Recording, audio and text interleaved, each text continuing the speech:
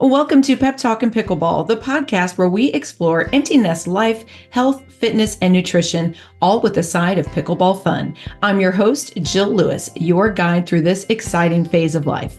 As a certified faster way to fat loss coach and fellow empty nester, I'm here to share insights, interview experts, and yes, sprinkle in some pickleball talk.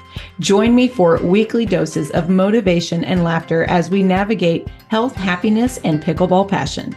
Grab your paddle, join the conversation, and let's dive into Pep Talk and Pickleball. Welcome back to Pep Talk and Pickleball. This is your host, Jill Lewis, and I am so excited. I feel like I say that every time, but I really always am, because this woman that I'm getting ready to talk to has such an interesting career, and I can't wait for you to get to know her. This is Pam Tronson, and she is with us from California, and she is a certified life coach, and she's also a certified mother-daughter coach.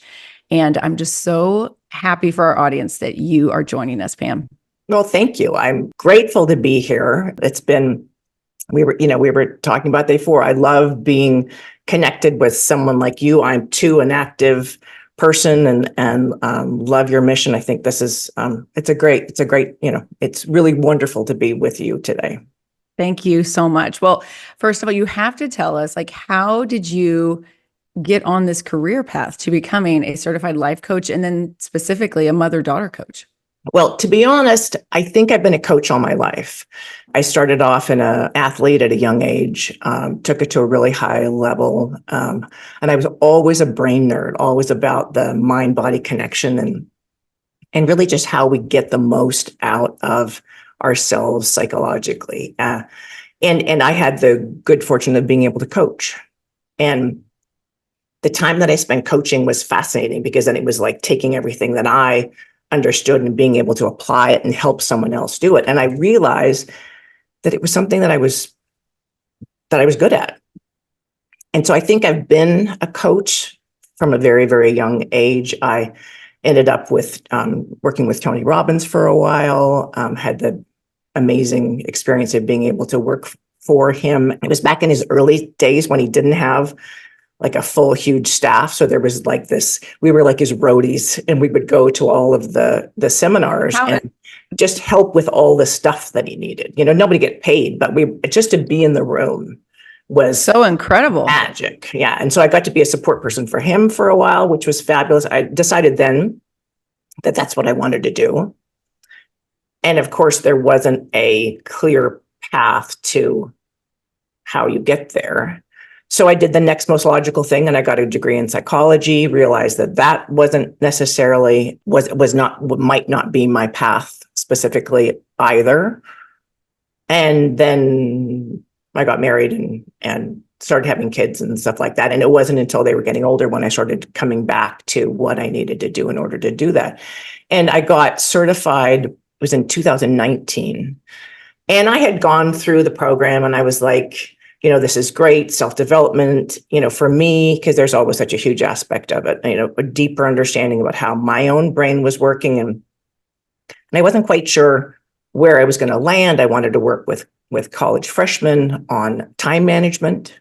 And then I ended up working with their moms, and I was kind of a general life coach for midlife women, empty nesters. I refer to them as my midlife women in their prime. Because that's I really do have that belief about this stage of our life, that it really is the best stage. But I had my own experience, 2019, and probably about 6 months after I was certified, I hit this rather rocky point in my own relationship with my own adult daughters. I have two girls. They were in their early and mid 20s at the time. And it was this falling off a cliff moment. Probably one of the most painful times in my life, but I kind of blew up both relationships. And fortunately for me, I had all of these skills that I'd recently acquired through the program. And I became my first client in that particular realm. And I posted a reel back in 2022, where I shared a story about this very significant moment in my own life. And it was a time when I was I don't know, I mean, out enjoying some retail therapy. And I came across this coaster. And on this coaster, it's like the little ceramic thing that you stick your coffee cup on. It said, "You are the mom everyone wished they had." And at the time, I'd made a lot of headway. I'd made a lot of progress in my own relationships, but I was still kind of deep in the trenches. And I'm kind of happy that I'm friends with these people that own this store and that they know me, because I lost it. I picked up this piece of porcelain and I lost it to the point where I was like almost sobbing, because I came to realize that those were words that not only had I always aspired to, but there was also an element that was kind of cringeworthy. It wasn't that I just wanted to be a great mom. I craved the validation that people also saw me as a great mom. So it was kind of like this double-edged dagger, but it was significant. And I bought the damn thing and I brought it home. I always laugh. I joke with them afterwards that, you have that sign that says, if you break it, you buy it. For this one, if you cry all over it, you gotta buy it too. Oh gosh. But I got home and I made a reel and I kind of blew up.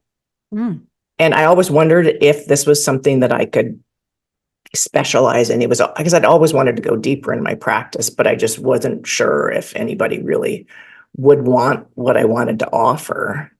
And it was, I don't know, it had hundreds of thousands of views. And I guess that was my answer. Did I have a market for this? And that kind of gave you some validation there. There's a lot of women out there that are experiencing the same feelings and thoughts and need help. Oh yeah. But we carry so much shame about it.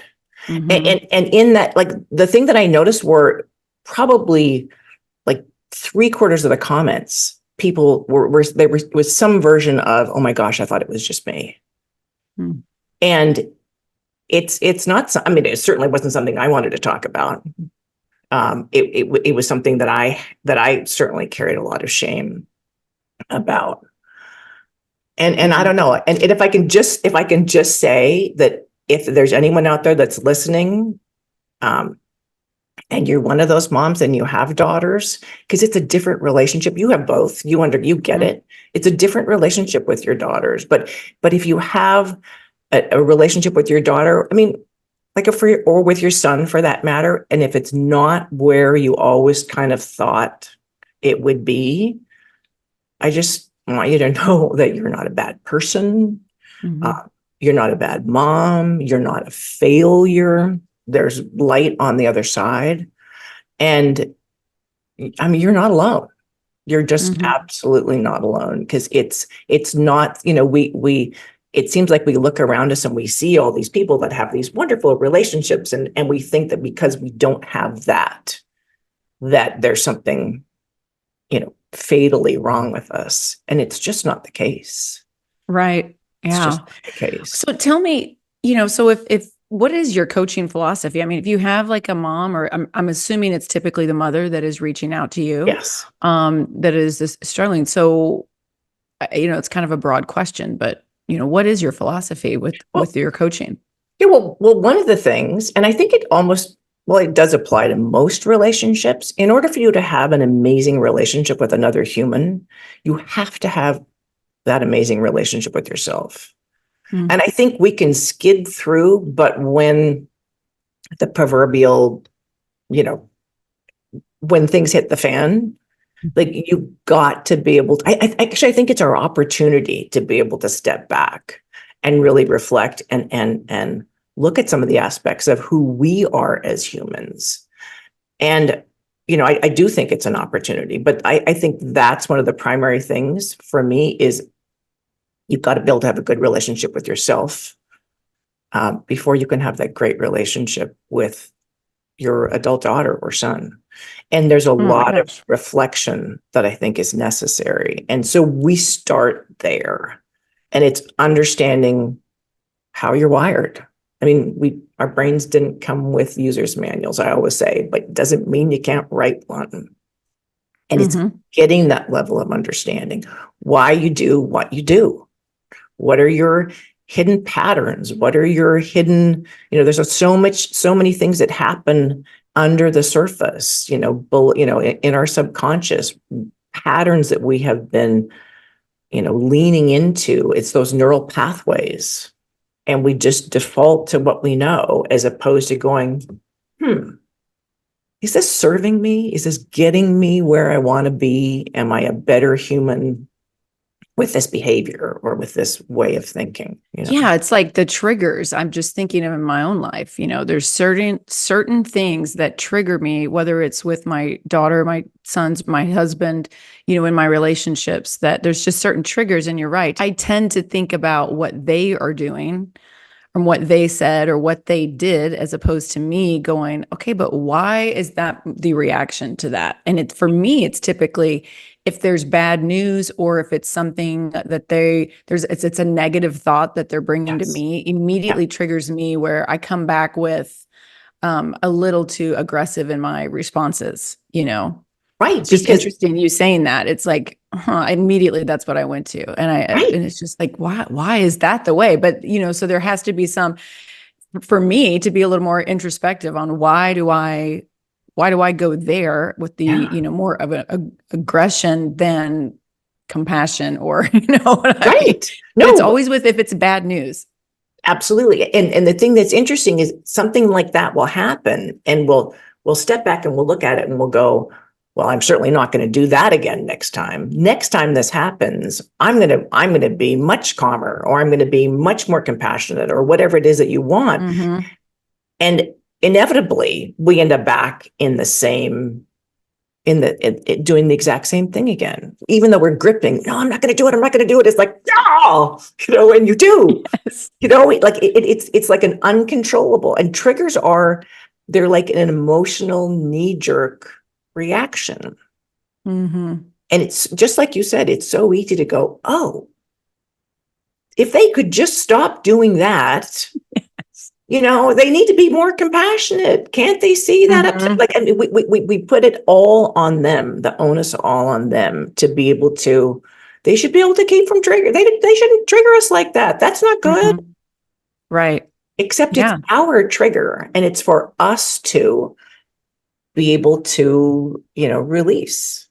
Yeah. Oh my gosh. So what would you say, like, what are the most common challenges that you are seeing with mothers and daughters? I mean, I know there's no one size fits all thing here, and every relationship's different, but there has to be some patterns that you're seeing. Well, for sure. And so much of it are under, the triggered reactions. A lot of times for mothers and daughters, it's being able to create a new way of communicating. Because when they're young, we've been the coach, right? We've been out with them on the court, in the field, whatever, helping to curate their life and do all these things and help to, make their life the best it possibly can be, and blah, blah, blah, all those things that we try so hard to do as their mom. But then we reach this point where we've got to go sit in the stand with everybody else. And we've got to learn to watch them play out their life. And it's not that, you're going to ooh and you're going to awe and cringe with the crowd, but you're not being asked to go in and be that active coach anymore. And I always laugh because I always see myself on the bench going, put me in, put me in, put me in. I know what to say. I know what to do, except we know what to do for us. Yeah. We know how we would do it if we were in amidst that. We know us really well. And we think, we gave birth to them, for heaven's sakes. Of course, we should know what they need and what they want and all that kind of stuff. But we've got to understand that as they become adults, like, they're not just us.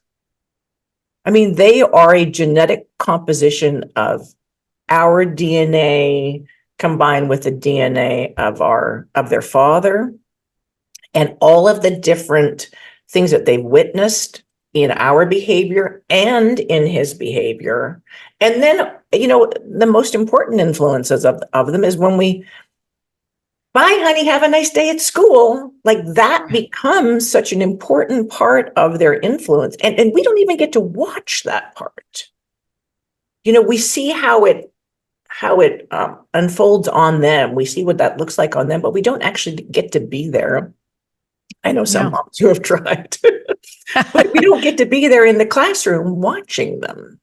And so we have to be able to step back and have some, it's not respect, but it kind of is respect that they're a smart, capable, and that they're going to get it wrong just like we got it wrong. But we don't want to see them get it wrong.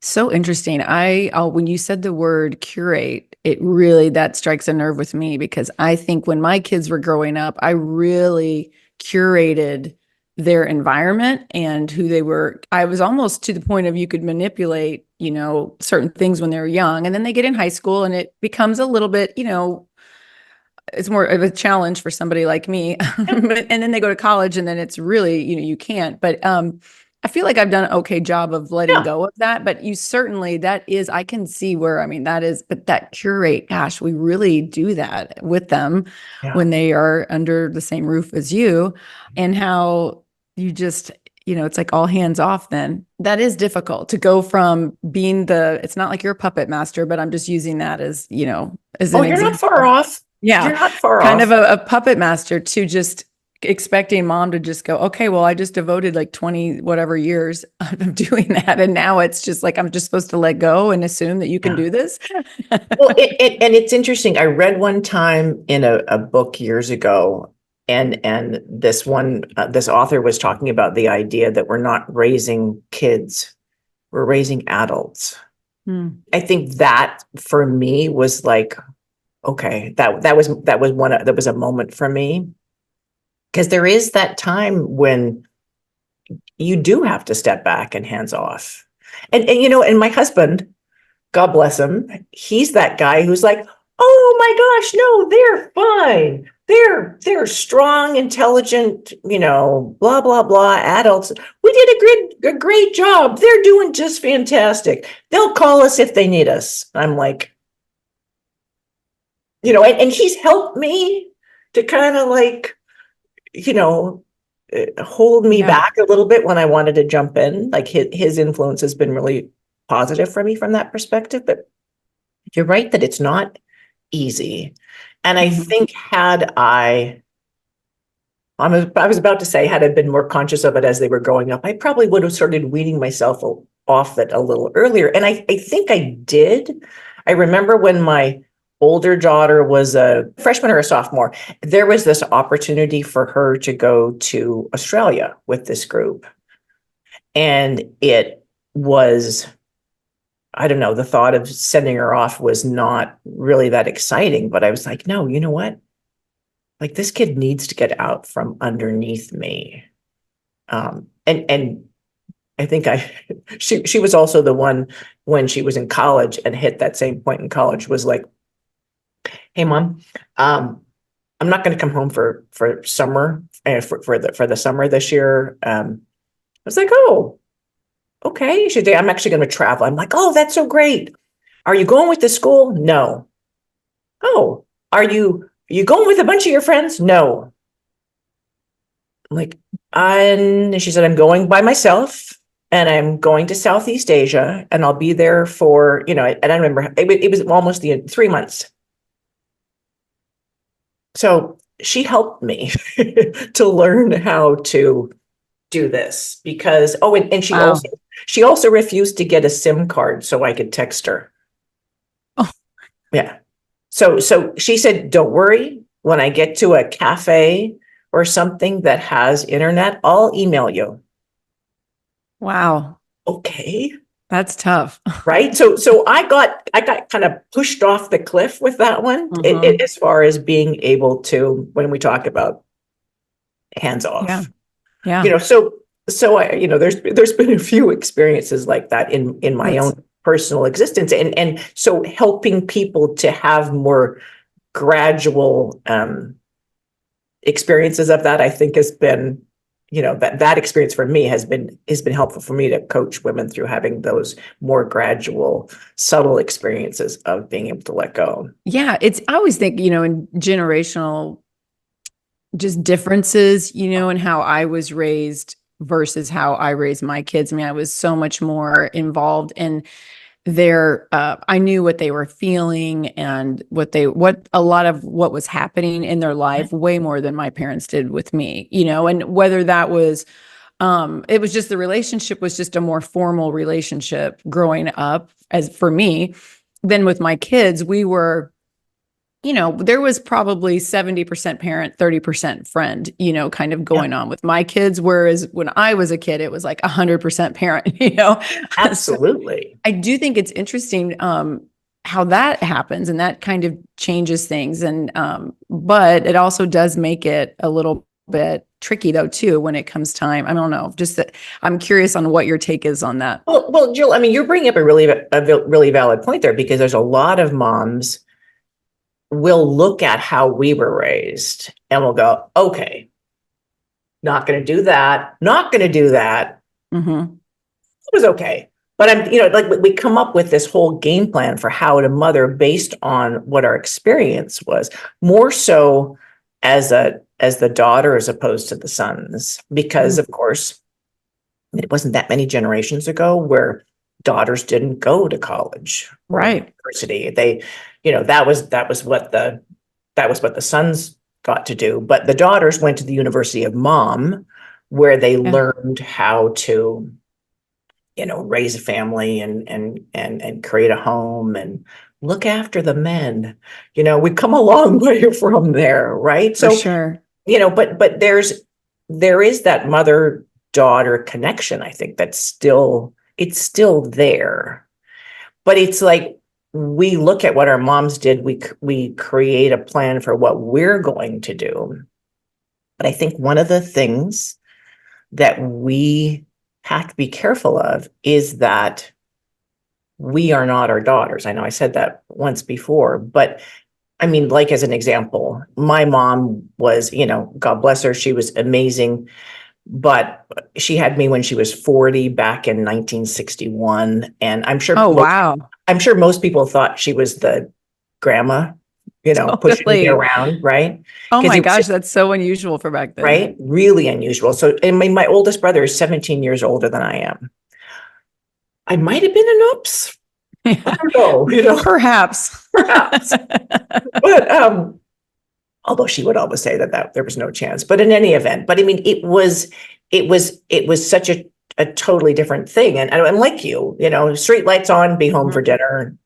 I mean, like I was raised by wolves, not really, but that's kind of what it felt like sometimes.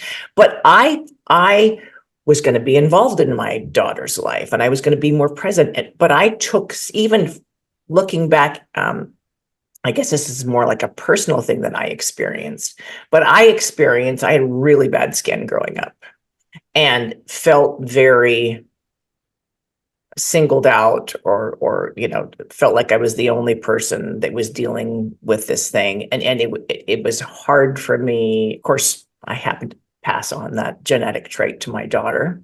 She was really happy about that. But I shouldn't even say that. I have no idea what she really thought about it. But when she started getting acne, I was like, okay, dermatologist. If we don't like this one, we're going to go to that one. And if we don't like that one, we're going to go to this one. And here's a new skincare routine. Oh, and here's another new skin. I mean, I was so on her. Like my mom was like, oh yeah, you got zits. Yeah.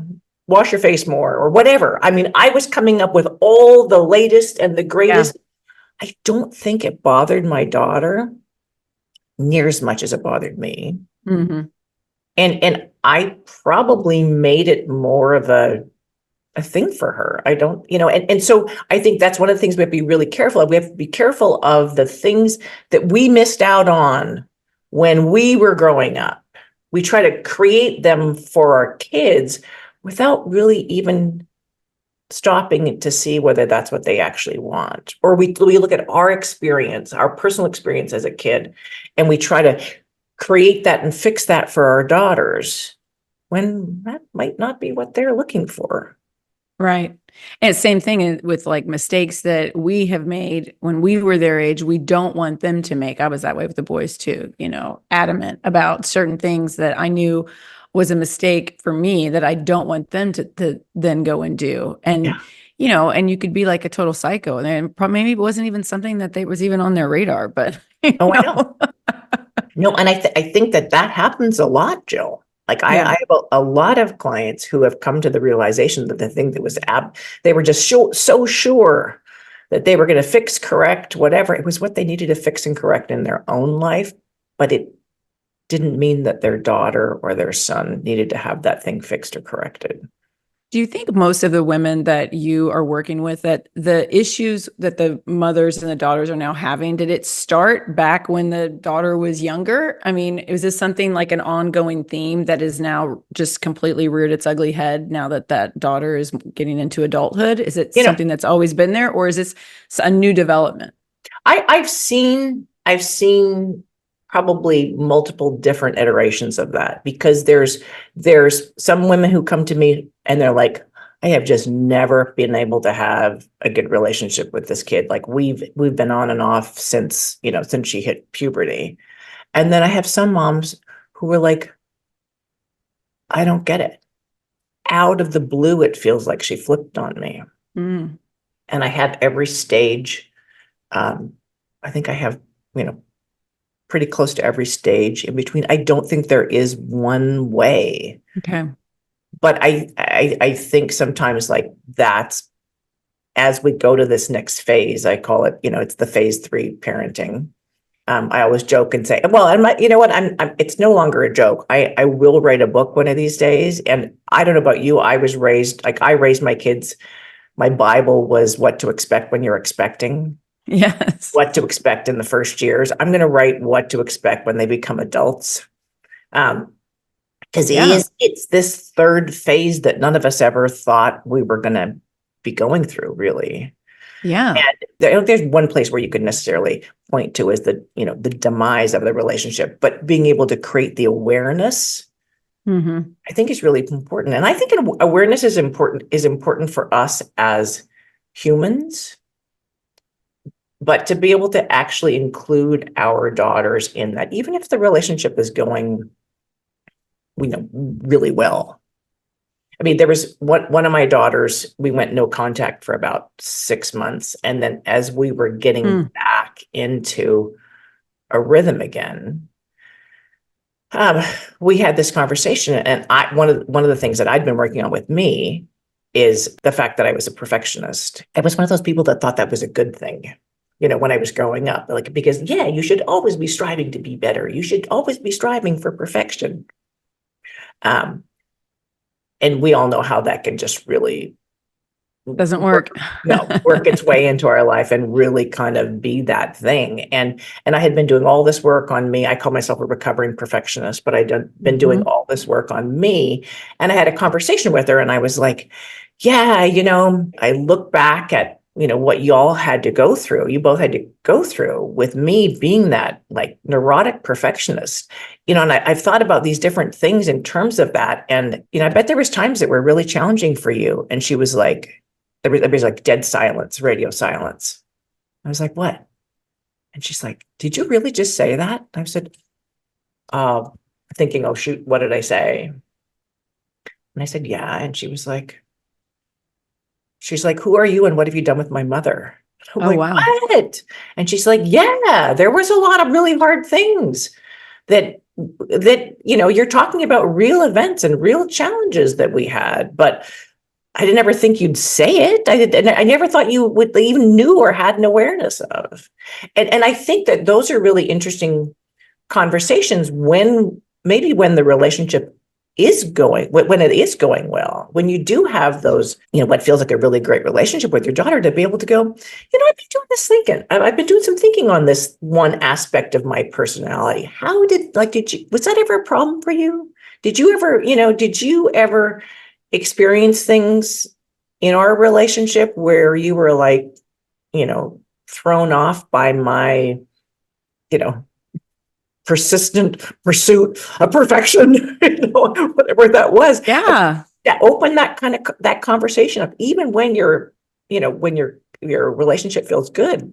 Yeah, It's absolutely. it's creating dialogue, and that's the thing. Hmm. I mean, I tend to be I have a lot of masculine energy, so I tend to be a stonewaller in conflict. I'll go silent, and that I know that that's a part of who I am. And it was hard for me to talk to my girls about my flaws because I'd been trying so hard to be a good role model and show up in a way that I wanted, that I thought was the best for everybody. And it was really hard for me to say, oh man, I really messed that up, didn't I? Like those were challenging words for me. I can imagine every woman or mom that's listening is agrees, but also how, but what happened? I mean, your relationship really grew from that, Yeah. so it's Yeah. not like it's going to make the relationship worse. It's just going to help, Exactly. it's going to, if anything, it's just going to help them see that you are vulnerable enough to admit things that you know about yourself that aren't the best, attribute or whatever. I think that's really good advice for moms, even if your relationship is great. Just, Yeah. when things come up in conversation, it's nice to just kind of put that out there. My family, we are like with my mother, my siblings, and we all get along great, but we all get along great and we all never have conflict because we all are spread out across the country and we just don't talk about if we don't agree on something, we just drop it. We just let it go. Yep. So some people might say that is, the incorrect way. You're not going deep and whatever. And I'm like, well, life's a little bit too short. And even though I don't agree, I just, I can suck that up and it's not going to change my life. So, sometimes that is good, Oh, absolutely. But Jill, that's the other thing too, is like we have as women, there's been this kind of shift in the way that we get information, I believe. And you and I have grown up in the age of experts. The experts say here's what you're supposed to do today. Here are the new rules today. Here's what you should be doing. There is no one way. And when we get stuck in that rut of right and wrong or good and bad, we don't serve anybody because there is no one size fits all when it comes to being a human. Like we're all so radically different. And that's what the thing I love about coaching is that like, it's not me telling people what to do. Mm-hmm. I'm not trying to come across, here's the new rule for this week or this month or this year. This is how you parent now. It's like, let's figure out what's going on in your own brain. And my question is always, is that serving you or is it holding you back? So like, that's what we do. I do not ascribe to the whole binary right, wrong, black, white, yes, no, like that doesn't serve anyone. And so for somebody to make the comment about, oh, geez, Jill, you guys must have big rugs at your house because everybody's sweeping stuff underneath, right? I mean, like, yeah, nice of you to say. Opinions are, my father always had a comment about opinions. Yes, exactly. Right? But I mean, everybody's got one. Yeah, everybody's got one. Exactly. That's funny. We're line. So in alignment. It's interesting you saying that. First of all, my clients know the number one thing I teach them is progress over perfection, that we're going to take the perfection right out the window so everyone can just put their shoulders back and relax because we don't have that pressure of being perfect with their nutrition and their fitness. And the same thing, what you're just saying, there is no one size fits all with anything in your life. And whether it is your relationships and how you guys interact and what works for one doesn't work for others. And it's the same thing with, how you're eating and the hours that you're eating and the makeup of your macros and everybody is totally different. And how many workouts you do versus it's all different. And so it's like the same thing. It's like, you got to just get to know people and know like what is floating their boat and what, keeps them running up here and what is dragging them down here. So, to empower women to be their own, best advocate to empower them to realize that there isn't just one way. There is no expert. There is no one way to be a healthy, thriving, physically functioning human. Same as there's not just one way to be emotionally strong. Like, and that strength, is so important. And for us to be able to feel the confidence to be able to go, yeah, you know what? I know everybody's talking about keto. Mm-hmm. And I tried that for a while. And, keto's not my thing.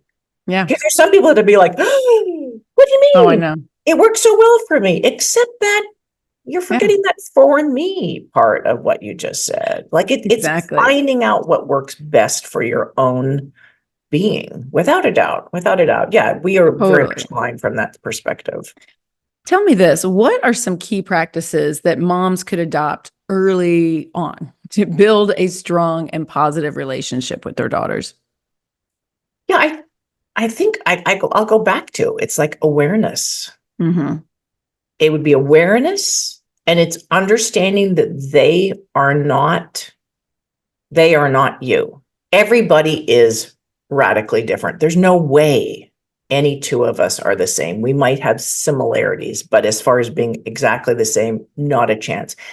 But we somehow think that our daughters, I think I said this, because we gave birth to them, that they are, well, I know what's going on in her brain. Right. Like, it's almost like they're an extension of us, but they're not. Yes. And being having the awareness that that's normal, because if we're to look at another person and go, I have absolutely no idea what's going on in their head, our brain's like, well, you better figure it out, because our brains don't like not knowing. So true. We want to be able to figure stuff out so we can predict the future. And if you can't look at this other amazing human who is your daughter and not predict what she's going to say or what she's going to do, or know what's going on in her brain, your brain starts to short. So your brain will go, well, what would you do? And so we tend to project what we would do onto our daughters. And I think having the awareness that she is not you is huge. When we talk about some of the things that trip up moms the most, it's perfectionism, it's being too controlling. If you're a people pleaser, being a fixer, like having that urge to always jump in and fix people. And I am like, oh my gosh, recovering fixer. I was make that joke, but there's just so many things like that. Like, get to know yourself, get to know your tendencies, get to know your low cards, figure out what they are, and have conversations with people. I mean, obviously I'm an advocate of coaching. It's what I do, but I have coaches that I work with on the regular, because I think it's so good to have somebody on your team who's not afraid to yank the slack out of the leash and go, really? Really? Like, that's how you want to go forward with this? Or that's how, you think that's serving you, or whatever that is. And I think having someone, because our friends are going to be like, oh, no, you did that all right. Like when I blew up both relationships with my daughters, and it kind of happened at the same time. I had friends coming to me, oh no, Pammy, you don't deserve this. You don't, no, you're a good mom. No, you did everything right. No, you're like, this is them, this is whatever. And then I would work with my coaches, and they were like, okay, girlfriend, take out your piece of paper. Where do we start here? How do we start working through this? And it's good to be around people who don't know you and don't necessarily have your back. True. Who aren't afraid to get in your face. So, I mean, I think that's a really good thing, even if you don't see a coach weekly, just to have somebody on your team. And maybe that's a friend or your sister. A lot of us have siblings that aren't afraid to get in our face, but there's still a different motivation. But I think that's a really important practice. But honestly, awareness, I just think, is huge. Yeah. But a lot of times it's discovering the things you need to be more aware of. I just think in general in life, self-aware, there's so many people that lack self-awareness. Oh, I yeah. talk about that to my husband and my kids all the time, you know? So I think for all of us, and you can think of it in social situations, but to have that awareness as a parent, especially when you start to project your own stuff onto your daughter, Yeah. I don't really do that as much with my boys because they're boys, you know? Yeah. So Yeah. that's for a dad son, conversation. But with my Yeah. daughter, for sure, just being a female, just whatever your experiences are, you do start to, like you're saying, I mean, my daughter and I are so, we may look alike, but I mean, we are very different. And so the things that it's interesting for me because what she is such a kinder, just in general, everybody loves being around her because she is just such a sweetheart. I've never in my life had the reaction from people to say good or bad. They're not like, Jill is a sweetheart. Like she is the kindest, nicest person I've ever been around. No, everyone that knows me always says like Jill is a straight shooter. Jill's going to give it, she's going to tell Oh, yeah. you how it is. I'm that kind of person where she is just this little, angel. So she's always been that way. But what worries me about her is that I don't want her to get taken advantage of. So any type of, if we've ever argued, it's always been about me pushing her to be a more dominant person in a relationship, and More to take vocal, right? vocal and take a bigger stand. And I get upset with her when she doesn't do that. But it's really, truly just not in her nature. What a gift though for her to be that type of person. And I have to always kind of remind myself, like the reason that she has done so well in her life so far is because of that characteristic that she Yeah. has.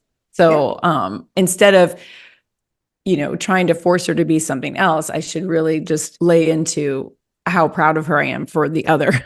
Yeah. No, absolutely. And that's one of my daughters as well. When you have a conversation with her, people are just in awe of how well spoken she is and how compassionate and kind. And she is like one of the most amazing people to talk to in conversation. Everybody loves her. But again, like I worry that she doesn't take up enough space. Mm-hmm. And I laugh because my other daughter is the one that's more than happy to take up the space. Thank you very much. But even in their relationship, I look back to what it was like for them growing up. One that just was elbows out, taking up all the space she could, and the other one who was just tucked off to the side, happy to just Mm-hmm. slip under the radar quietly, softly, but it's fascinating. It really is fascinating. And you know what? The other thing that I think is really so important when we're in a conversation with our kids, when they bring us something, is to be able to listen, learn how to listen, which is one of the things we tend to not do as parents. We're not programmed to just listen, but to ask that magical question, do you want advice? Without Yes. jumping in and assuming that, of course, they're coming to us for our wisdom. They might be coming to us just because they want to vent or whatever that is, and just being able to have that question in your back pocket. I'm writing that down right now. Do you want advice? Yeah. No, and just to ask the question. But Because a lot of times it's like talking to your friends or your husband. I mean, how many times have you vented something to your spouse and they start telling you and you're like, I don't want you to tell me what to do. I'm just wanted to get it off my chest and tell you what happened today. I don't need you to tell me how to handle it. And our husbands are like, what do you mean? Well, so then why are we talking about this if you didn't come to me wanting me to fix it? Because that's what I do. And like that fixer mentality that some of us have, that's the masculine energy that we have that wants to jump in and just fix everything, because that's what we do. Yeah. Oh my gosh. And we have to be able to kind of have a little check on that. Tell me, do you have any success story you can share about any of your ladies that you have worked with? I'm sure you've got tons, but I'm sure the listeners would love to hear like how you've helped somebody. One client who had really, they weren't no contact, but any conversation she had with her I think she was probably, her daughter was 20. It was after her, I think it was after sophomore year in college, but the relationship was so adversarial that they couldn't be in the same room, that they were always taking off each other's heads. And the daughter had made some bad choices, and mom was trying to, jerk the slack out of the rope and get her back on the straight and narrow. And she knew what she needed to do, but, her daughter wasn't taking her advice. And like, I have a number of people that are a version of that story, but yeah, we worked together on communication skills, how to have the conversations, and then changing the mindset going into situations like that. Because so much of it is about the energy we bring to the conversations. It's as much, I think, that and having an awareness of the energy we're bringing. But that particular coaching client, I couldn't, and I get pictures from her still. I love The that. two of them That's together. amazing. Yeah, and it was in a really dark place when that started. I have one woman, God bless her, she was living on the West Coast, had helped her son raise, her and her husband were there to help with the grandchildren when they were young. And it was perfect timing that the boys were in school and more independent right along the same time when her daughter got pregnant, and her daughter lived on the East Coast. So they packed up and moved to the East Coast to be there for her daughter and her daughter's husband. And they were there about, I think when I met her, they had been there for maybe 4 months, and her daughter had shelved her. She'd gone no contact. She was like, you know what? This was a mistake. This isn't working. I think we made a mistake here. After they sold the house, bought a new house, moved across the country, and now they have a great relationship. And again, it was working through, getting her to have a better understanding of the energy that she was bringing to the relationship, and becoming more sensitive to what her daughter was going through, and just all kinds of things. And they have a fabulous relationship. There's a lot of different people like that, where they just, every time we talk about triggers, they get triggered all the time, that, the relationship always ends up, they try to have a conversation and they're just barking at each other. And a lot of times too, when there's the one daughter within the family, there's like 4 kids, and there's the one daughter who's the wild hair, who, I have a great relationship with all my other kids. There's just this one kid, that I'm really challenged with, and no one else likes her either. And, I have more than a few that fall into that kind of category too. And, I think we've been able to work through a lot of those things. And honestly, like, I have some clients I work with for 6 weeks of one-on-one coaching, and they're like, got it. I'll probably be back in a year or something, but I got it. And they go forward in that. I have some clients I've worked with for a couple of years. Mm-hmm. Some that we just go from, daughter to daughter to daughter, we go through the whole family kind of thing. Yeah. But and creating the family dynamic is a part of it as well, having to function within that. But yeah, it's has to be so rewarding, Pam. Oh, like, I can't even tell you, I do believe that I've got a little bit of woo-woo to me.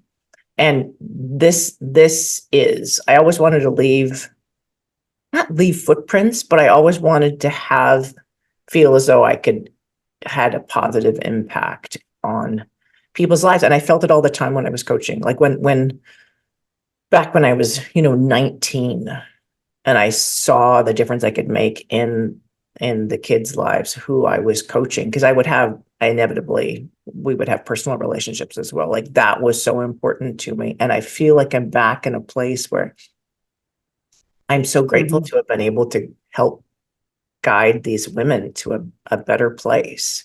And in a weird, sick way, I think maybe that's why I had to go through it too. Mm-hmm.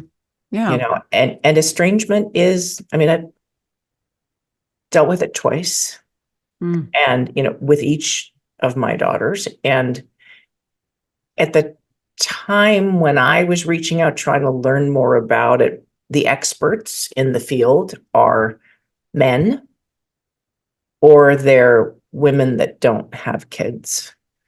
And I just feel as though understanding that I know I've said it once already, but that mother-daughter bond, that mother-daughter connection it's unique. It is unique. It is different. It is, no man's ever going to understand what that feels like. No, I Nor totally are agree. nor are you necessarily going to understand it if you don't have literally experienced it. So I really love doing what I'm doing. I get to help a lot of people, and it does. I lay my head on my pillow at night. Well, after I worry about them, go, okay, what else can we try? How else can I approach this? Because the clients that I'm working with on a regular live in Sure. my head. Sure. Oh, But there's same. We right. are in alignment on a lot, but Oh that's yeah, how I am too. I carry them around with me all the time. But I I do do too. also have a process where I can get to the end of my day and lay my head on my pillow and be like, awesome, that was a great day. Absolutely. Yeah. Tell us, Pam, how can the listeners find you? I'm doing it's funny that you brought it up. I'm doing a masterclass on getting triggered, on how Really? to release your triggers, like understanding your triggers. And the masterclass, the trigger masterclass is a part of, it's kind of a lead in, if you will, to a group program that I'm doing this fall.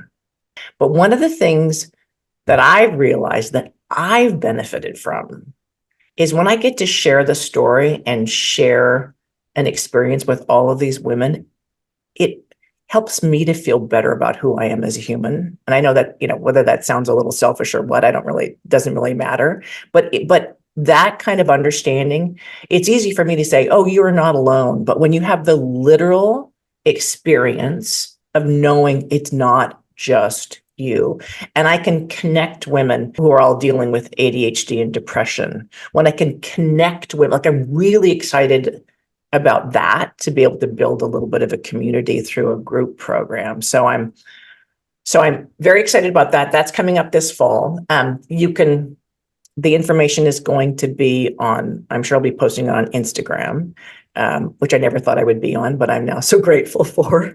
But I'm Right. but I'm at Pam Tronson Coaching. My website is pamtronsoncoaching.com. I will put all of this in the show notes too. Okay, great. And I have like a little document called 5 Pitfalls to Avoid with Your Adult Daughters. And is it 5 or it's 4? I always get confused, but it's not little, it's probably a 30-page document that is a precursor to my, I do a weekly email, which I really love.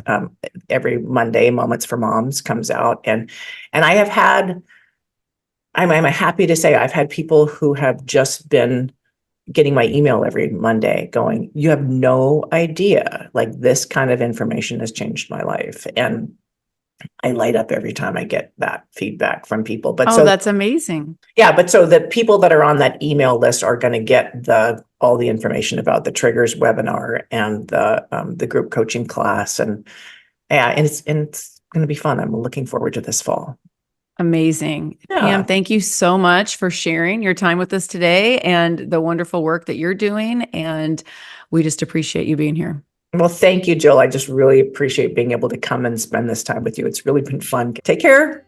Ladies, protein deficiency is a huge problem, but it doesn't have to be. 1 in 3 adults don't consume enough protein, and it's no surprise when you understand how much you actually need in a single day. If you want to build muscle, lose fat, keep your immune system strong, and have all-day energy, then you should be eating at least 0.75 grams per pound of body weight.